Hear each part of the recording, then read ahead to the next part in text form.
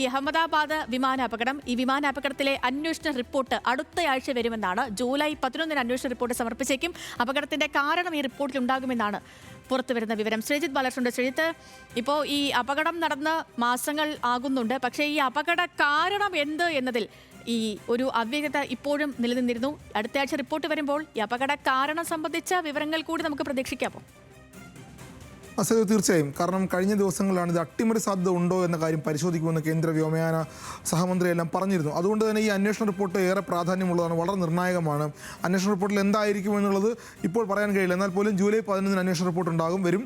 ഏതാണ്ട് 4 മുതൽ 5 വരെ പേജുകളുള്ള റിപ്പോർട്ടിൽ അപകടത്തിൻ്റെ കാരണത്തിന് പ്രാഥമിക വിവരങ്ങൾ ഉണ്ടാകുമെന്നാണ് ഇപ്പോൾ പ്രതീക്ഷിക്കുന്നത്.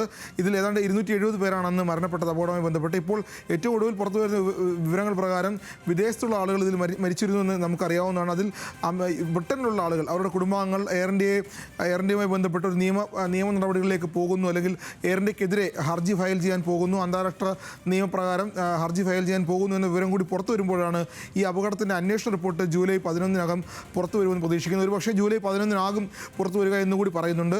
ഈ വലിയ ആരോപണങ്ങൾ ഈ എയർ ഇന്ത്യയുമായി ബന്ധപ്പെട്ട് അതിനുശേഷം ഉയർന്നു വന്നിരുന്നു. വ്യോമയാന രംഗത്ത് എയർ ഇന്ത്യയുടെ പോരായ്മകൾ, അതിൻ്റെ ന്യൂനതകൾ, വിമാനവുമായി ബന്ധപ്പെട്ട് അതിൻ്റെ സുരക്ഷാ പരിശോധനകൾ, സാങ്കേതിക പ്രശ്നങ്ങൾ, സാങ്കേതിക പരിശോധനകൾ, ഇതെല്ലാം വളരെയധികം പോരായ്മകളിലൂടെയാണ് കടന്നുപോയത് എയർ ഇന്ത്യ എന്ന കാര്യങ്ങൾ അതിനുശേഷം അപകടത്തിന് ശേഷം പുറത്തു വന്നിരുന്നു. എയർ ഇന്ത്യയുടെ ബോയിങ് വിമാനങ്ങൾ, ഡ്രീം ലൈനർ വിമാനങ്ങൾ അപകടത്തിൽപ്പെടുന്നു, പതിവായിരുന്നു. പല വിമാനങ്ങളും റദ്ദാക്കുന്ന സാഹചര്യം ഉണ്ടായിരുന്നു. ഇതെല്ലാം ഒരുപക്ഷേ ഈ അന്വേഷണ റിപ്പോർട്ടിൻ്റെ ഭാഗമായി പുറത്തു വന്നേക്കുമെന്നാണ് ഇപ്പോൾ നമുക്ക് മനസ്സിലാക്കാൻ കഴിയുന്ന വിവരം. എന്തായാലും ജൂലൈ 11 വരുന്ന റിപ്പോർട്ടിൽ അപകടത്തിൻ്റെ പ്രാഥമിക കാരണം ഒരുപക്ഷേ അട്ടിമറി ഉണ്ടോ എന്നത് പോലും, അട്ടിമറി ഉണ്ടായോ എന്ന് പോലും സംശയിക്കുന്നതായി, അല്ലെങ്കിൽ അതിൻ്റെ അന്വേഷണം നടക്കുന്നതായി പോലും കേന്ദ്ര വ്യോമയാന സഹമന്ത്രി പറഞ്ഞിരുന്നു. അങ്ങനെ ഒരു സാഹചര്യത്തിൽ ഇത് വളരെ നിർണായകമാണ്. ഈ റിപ്പോർട്ട് ജൂലൈ 11 പുറത്തു വരുന്ന റിപ്പോർട്ടിൽ അപകടത്തിൻ്റെ കാരണങ്ങൾ അറിയാൻ കഴിയുമെന്നാണ് സേതു പ്രതീക്ഷിക്കുന്നത്. ശരി, ശ്രീജിത്ത് ബാലകൃഷ്ണനാണ് വിവരങ്ങൾ നൽകിയത്. അഹമ്മദാബാദ് വിമാനാപകടത്തിൽ അന്വേഷണ റിപ്പോർട്ട് അടുത്ത ആഴ്ച ജൂലൈ 11 ലഭ്യമാകുമെന്നാണ് പ്രതീക്ഷിക്കുന്നത്.